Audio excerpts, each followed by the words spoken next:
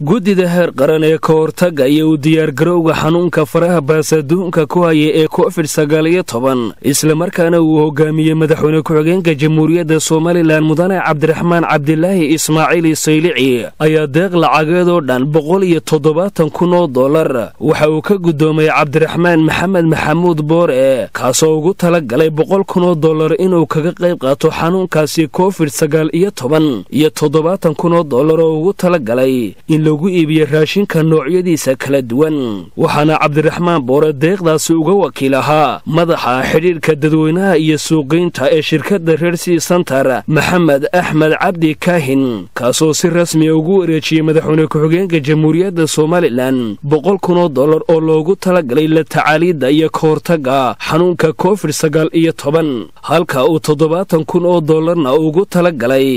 in lagu iibiyo raashinka noocyadiisa kala duwan waxaana uu ku wareejiyey $70,000kaasi gudoomiyaha hay'adda u diyaargarowga aafooyinka iyo kaydka raashinka qaranka Faysal Cali Sheekh waxaan halkan mudane madaxweyne ku-xigeen isugu nimi wareejinta deeq ka timiday walaalkeen cabdiraxmaan maxamed maxamuud boore oo uu noo soo wakiishay lacagtaasi waxay ka kooban tahay $170,000 $100,000 waa cash oo waxa lagu tala galay guddida ka hortagga xanuunka coronavirus 70,000 waxa weeyaan raashin mudane madaxweyne ku-xigeen idinkoo shaqadii qaranka ku jira laakiin aad waqtina siiseen waxaan idinku wareejinaynaa deeqda ka timiday walaalkeen cabdiraxmaan maxamed maxamuud boore inaad naga guddoontaan madaxweyne ku-xigeenka jamhuuriyadda Somaliland mudane cabdiraxmaan cabdilaahi ismaaciil saylici ayaa si mugla ugu mahad celiyey cabdiraxmaan boore oo deeqdaasi ugu tala galay inuu kaga qayb galo xanuunka COVID-19 ilaahay baa mahadle marka hore marka labaad waxaan halkan aad iyo aad ugu mahadnaqaynaa kana guddoomaynaa mudane cabdiraxmaan maxamed boore madaxa shirkadda Reersea oo si shakhsiya taakulintan noo soo gaarsiiyey runtii mahadda ilaahay ka sugo aad iyo aad baan ugu mahadnaqaynaa waana ka guddoonnay iyadoo runtii aan u arkayno nin u soo naxay ummadda reer Somaliland maanta dhibaatadu ka soo gaadhay xag saamaynta dhaqaale xanuunka sida kale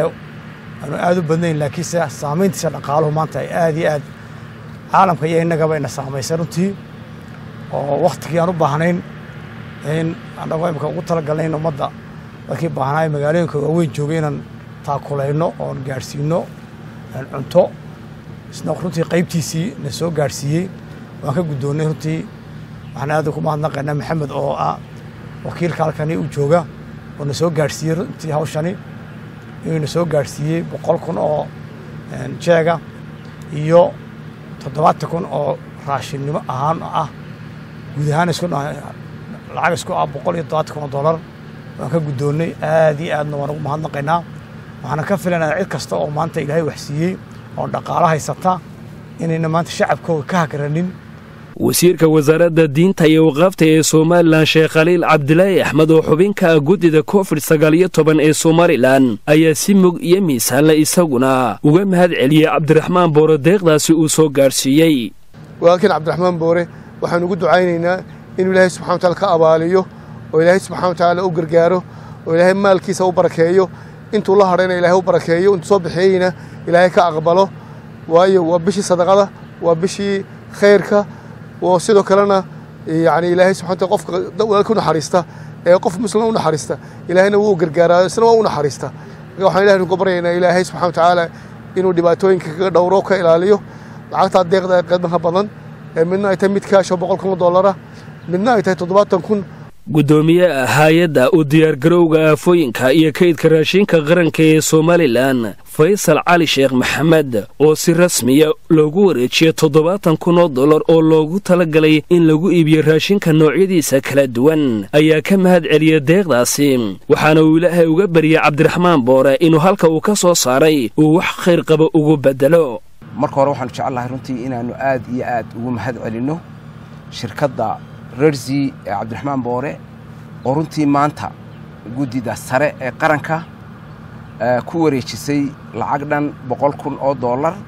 iyo $70,000 oo raashin ah oo khaasatan hay'adda Nedford qaybtaas runtii ay ku wareejiyeen aad iyo aad baan runtii ugu mahad celinaynaa sida wanaagsan ee ay wadeernaxeen ee ay u dadaaleen ee ay u horeen cash iyo raashinba shirkadda Red Sea iyo Cabdiraxmaan Boore aad iyo aad baan runtii ugu mahad celinayaa maxamed iyo groupkoodana runtii maamulka gacanta ku hayay iyo xiriirka wanaagsan ee guddida iyo dawladda Soomaaliland runtii la soo sameeyeen aad iyo aad baan ugu mahad celinaynaa waxaan ku dhiiri galinaynaa runtii ganacsatada Soomaaliland ee ka faa'iido shacbigooda in ay u deernaxaan dadkooda axmed saki daayir xasan warbaahinta qaranka qasriga madaxtooyada Soomaaliland ee Hargeysa.